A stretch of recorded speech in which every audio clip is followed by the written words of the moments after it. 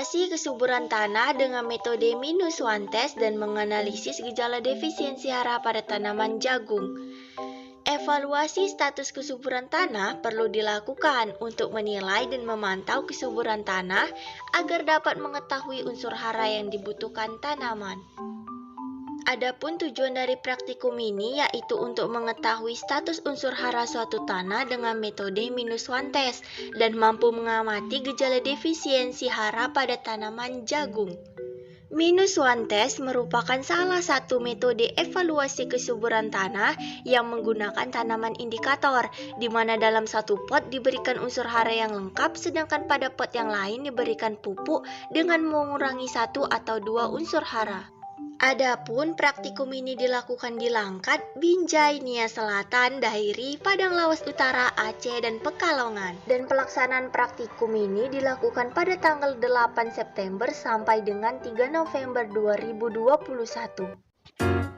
Alat dan bahan: pertama topsoil, kedua benih jagung bonanza. Selanjutnya ada polybag berukuran 5 kg, cangkul, pupuk urea, SP36 dan KCL, serta meteran, gembor, timbangan analitik, dan alat tulis untuk mencatat data. Persiapan benih: direndam benih jagung selama 15 menit untuk mengurangi intensitas kegagalan. Persiapan media tanam: disiapkan media tanam yaitu topsoil, lalu diisi ke dalam polybag berukuran 5 kg yang sudah kita sediakan. Berikut merupakan dokumentasi dari kelompok kami dalam persiapan media tanam.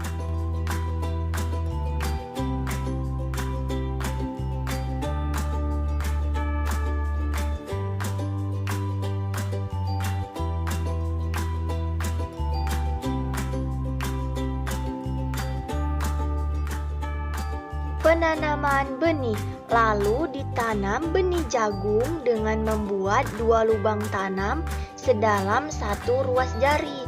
Sebelum dilakukan penanaman, usahakan dilakukan penyiraman pada tanah terlebih dahulu. Setelah itu baru dilakukan penanaman.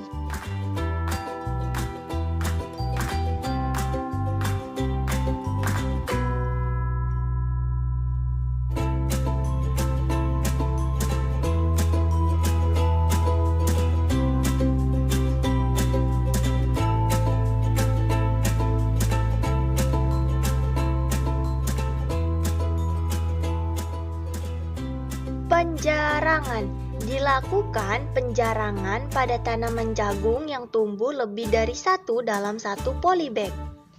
Pemberian pupuk: diberikan pupuk pada tanaman jagung berumur 2 MST dengan metode -1 test dengan dosis pupuk sebagai berikut. Pelaksanaan pemberian pupuk: pemberian pupuk diberikan dengan membuat larikan di sekitar perakaran tanaman. Berikut merupakan dokumentasi dari pemberian pupuk pada setiap perlakuan. Perlakuan lengkap.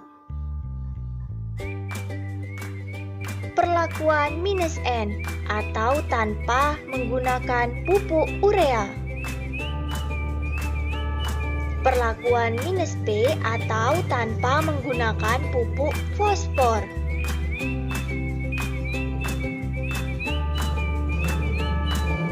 Perlakuan -K atau tanpa menggunakan pupuk kalium.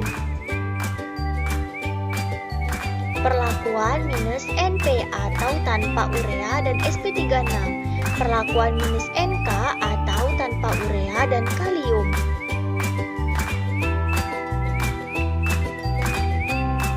Perlakuan -PK atau tanpa pupuk SP36 dan kalium.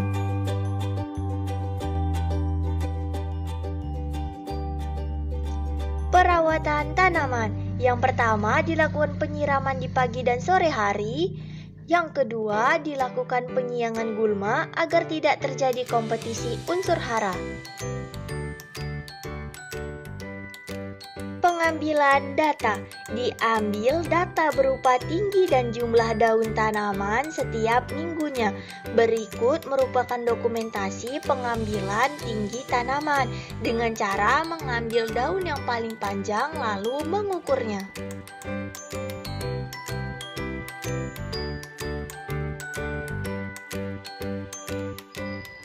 Berikut dokumentasi mengambil data jumlah daun tanaman dengan cara menghitung daun yang telah terbuka sempurna.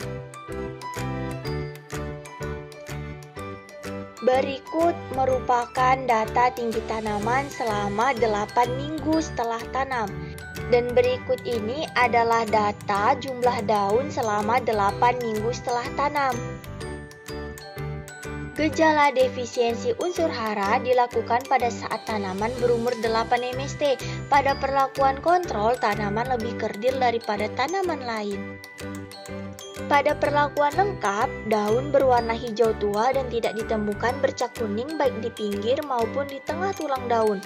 Tanaman juga tumbuh dengan sehat.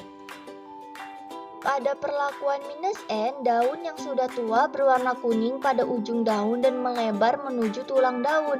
Warna kuning membentuk huruf V dan tanaman kerdil. Pada perlakuan "-P", warna daun tampak keunguan namun belum terlalu tampak jelas.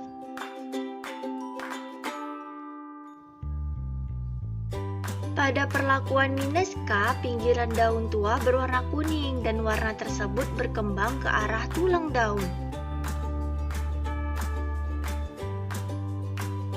Pada perlakuan "-NP", daun muda berwarna hijau kekuningan dan sedikit berwarna ungu kemerahan. Tanaman kerdil dan jumlah daun relatif sedikit. Pada "-NK", daun tua bagian bawah menjadi kering dan kuning secara keseluruhan. Tanaman kerdil diameter batang juga kecil. Pada perlakuan "-PK", kekahatan sudah sangat parah. Dapat dilihat warna daunnya sudah tidak hijau lagi dan daun menjadi transparan dimulai dari pinggir daun. Kesimpulan. Yang pertama, metode evaluasi kesuburan tanah yang digunakan adalah metode -1 test. Yang kedua, tanaman jagung digunakan sebagai tanaman indikator karena responnya terhadap unsur hara cepat terlihat.